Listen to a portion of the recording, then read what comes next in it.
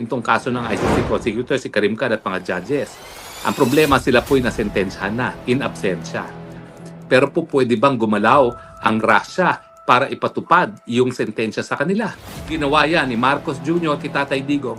Po pwede rin gawin ng Russia sa mga judges at prosecutor na ipadukot din sila. Iginiit ng dating presidential spokesperson, Attorney Harry Roque, na may legal at historical na batayan umano kung bakit maaaring gawin ng Russia sa mga ICC judges at prosecutors ang ginawa ng International Criminal Court kay dating Pangulong Rodrigo Duterte, ang sapilitang pagkuha ng akusado upang litisin kahit wala sa teritoryo ng hukuman. Ayon pa kay Roque, malinaw na hindi kailanman naging miyembro ng ICC ang Russia, kaya questionable umano ang paglalabas ng arrest warrant laban kay President Vladimir Putin. Ipiniliwanag pa ni Roque nang dahil sa pag-issue ng warrant of arrest laban kay Putin, itinuring ito ng Russia bilang banta sa kalayaan ng isang pangulo na wala umanong legal na jurisdiction ang ICC.